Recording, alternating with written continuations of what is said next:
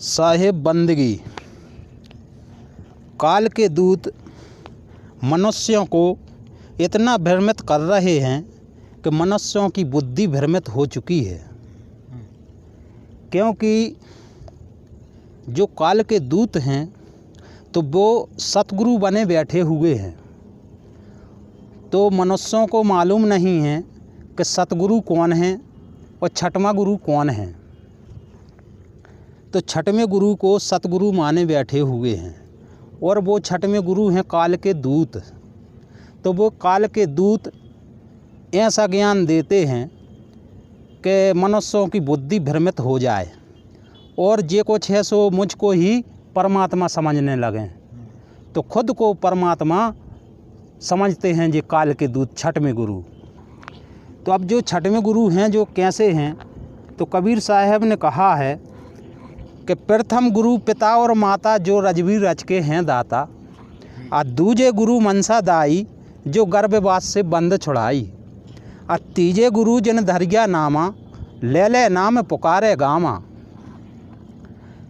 चौथे गुरु जिन दीक्षा दीना राम नाम का सुमरन दीना, छठवें गुरु जिन भ्रमगढ़ टोरा दुबदा मैट के एक से जोड़ा, और सातम गुरु जो सत्य लखाया और जहाँ का तत्व तहाँ समाया। वाह वाह वाह। तो कबीर साहब ने कहा है कि चलती चक्की देख के दिया कबीरा रोए, और दो पाटन के बीच में सावत बचाना कोई।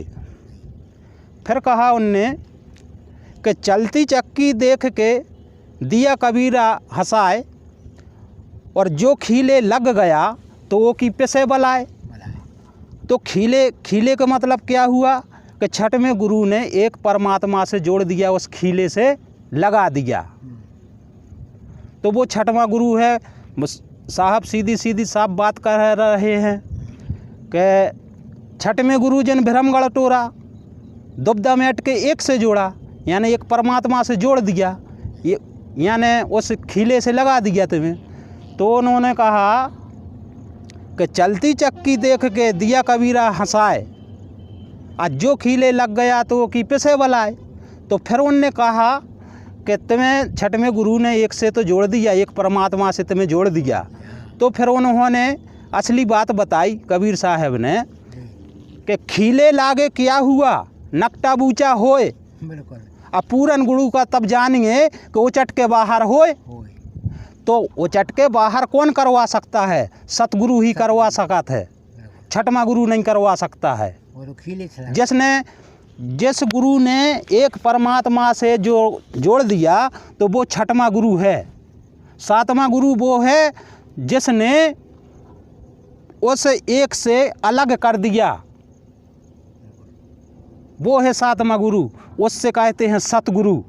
अब जी काल के दूत क्या कहते हैं कि विष्णु के 10 अवतार भाई।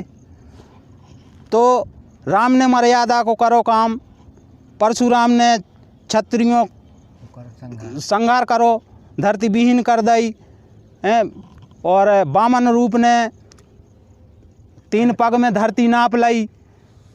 ऐसे आदमों को भ्रमित कर रहे हैं। तो हमें ये बताओ, ये कबीर पंथी हो के और विष्णु के गुण गा रहे हैं, गीता का गुण गा रहे हैं, गीता से आत्मज्ञान ले रहे हैं, ये कैसे कबीर पंथी हैं? इनको कोई कबीर का कोई मालूम नहीं है कि कबीर कौन थे।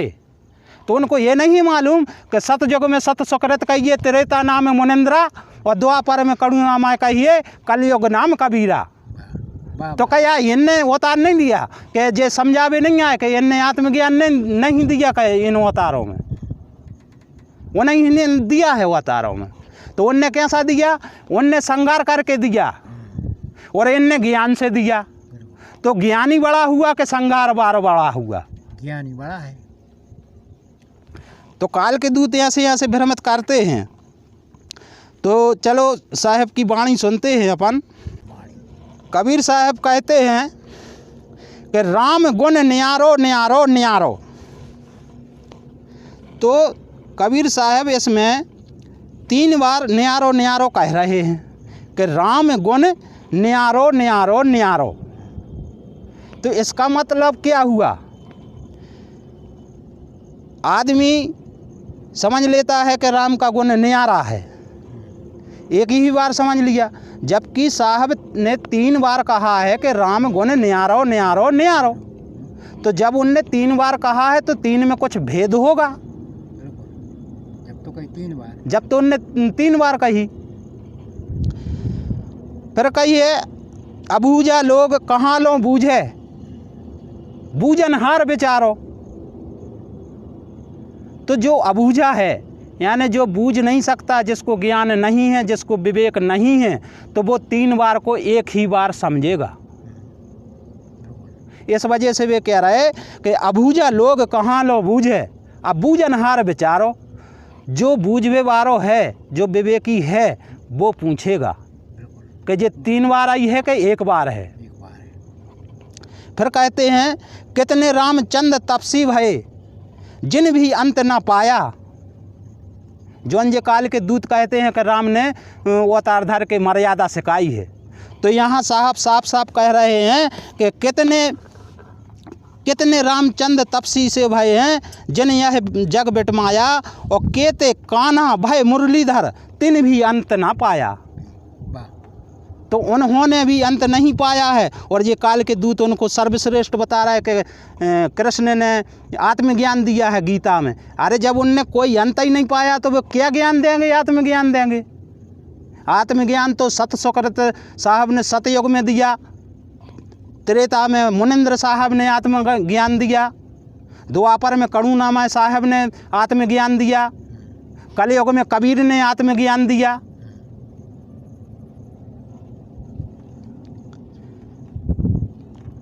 फिर मत्स्य कच्छ बराह स्वरूपी, अब वामन नाम धराया, और केते बौद्ध भय नेह कलंकी, तिन भी अंत न पाया। जौन को कह रहे जी काल के दूत के नेह कलंकी का अवतार होगा, वो आत्मज्ञान लेके आएगा। क्या ज्ञान लेके आएगा? क्या वो साहब से बड़ा हो जाएगा? साहब को पहचानो काल के दूतों कि साहब का आत्मज्ञान क्या है, और नेह कलंकी क्या ज्ञान लेके आएगा। और जो आप 10 अवतारों की बात कर रहे हो, जो कौन सा ज्ञान देंगे? मारकाट का ज्ञान देंगे।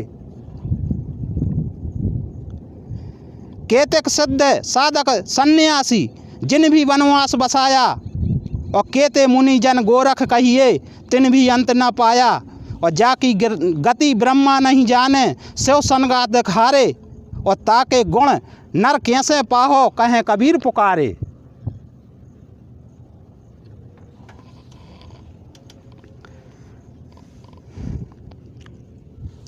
तो अब अबूझा लोग कहाँ नो बूझे, बूझनहार विचारो। तो जो विवेकी होगा वो पूछेगा कि जो साहब ने राम गुण न्यारो न्यारो न्यारो कहा है 3 बार, तो इसका मतलब क्या है? तो ये तीनों गुण अलग अलग हैं।